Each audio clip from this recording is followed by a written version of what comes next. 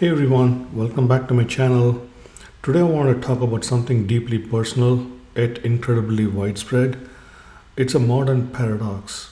We live in a world more connected than ever before, with instant communication and global networks at our fingertips.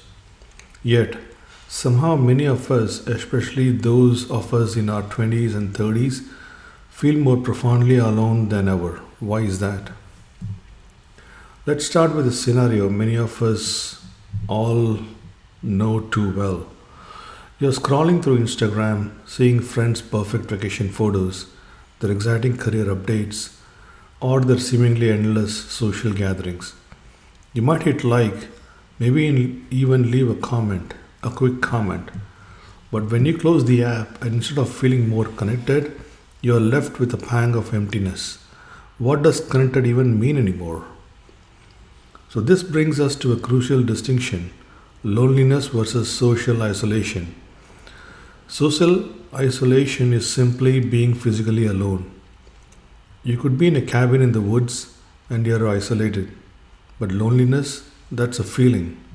It's a subjective, distressing experience that comes from a perceived lack of meaningful connection, regardless of how many people are actually around you. Think about it. You can be at a crowded party, surrounded by hundreds of friends online, and still feel profoundly, utterly lonely.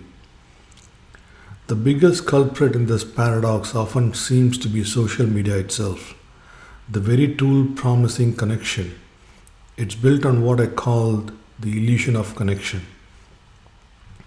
Firstly, there is the filtered reality. Social media encourages us to present a curated, highlight reel version of our lives. We share the perfect vacation, the successful moment, and the bag and the happy selfie. But nobody posts the bad days, the struggles, the quiet moments of doubt. This creates a massive disconnect. We end up comparing our messy, imperfect real lives to everyone else's seemingly perfect online personas. This constant comparison fuels feelings of inadequacy and ironically makes us feel more isolated because we perceive everyone else as living a flawless life that we are somehow missing out on. Then there is superficiality versus intimacy. Likes, quick comments, fleeting DMs, these are digital snacks, not meals. They lack the depth, vulnerability, and nuanced communication of real life interaction. While some studies suggest platforms like WhatsApp, which facilitate more direct communication, might lower loneliness, platforms promoting passive consumption, like endlessly scrolling through feeds, are often linked to the heightened feeling of isolation. Even social media use can, over time, lead to increased loneliness because it often substitutes genuine, high quality interactions.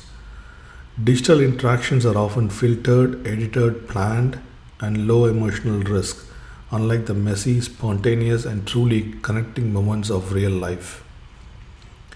This leads to the fear of missing out and the pervasive comparison culture.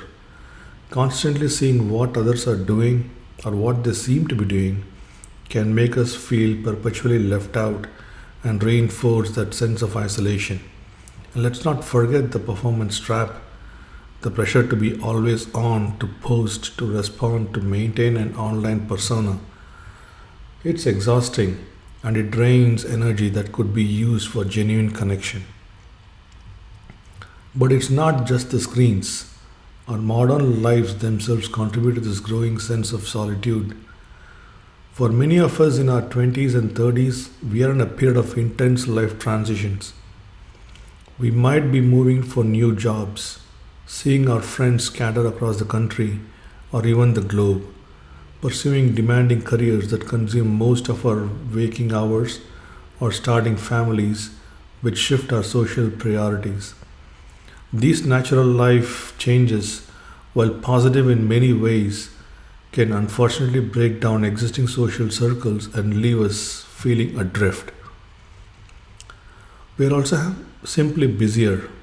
The demands of work, especially with the risk of remote and hybrid models blurring work life boundaries, combined with personal responsibilities and the general economic climate, often leave us with less time and crucially less energy for intentional in person connection.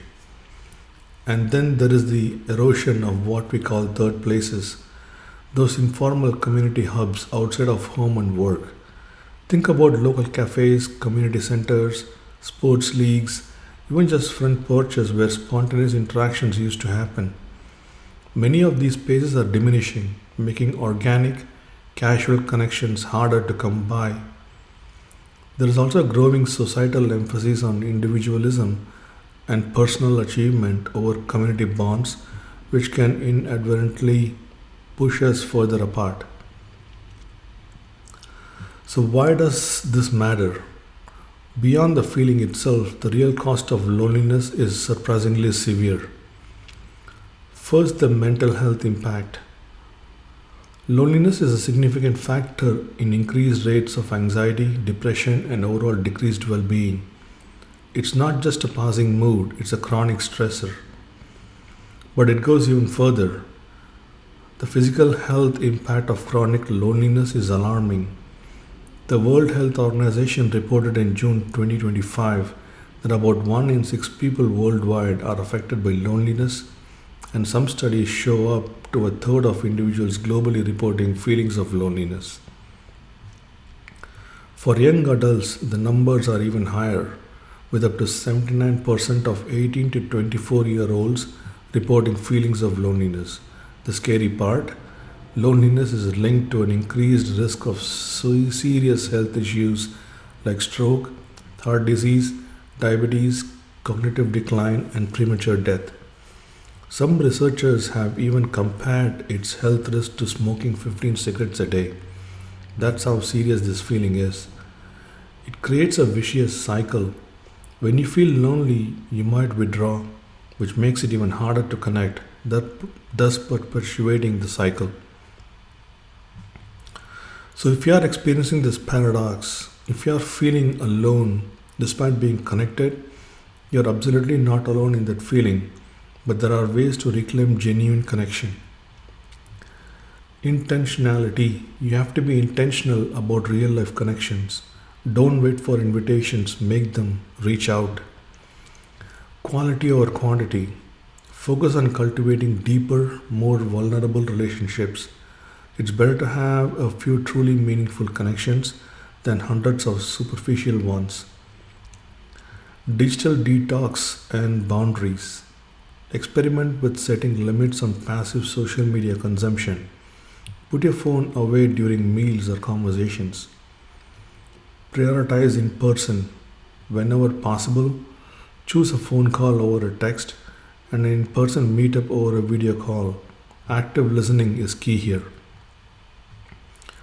Community involvement. Explore local clubs, volunteering opportunities, hobby groups, or even just regular visits to a local coffee shop where you can become a familiar face.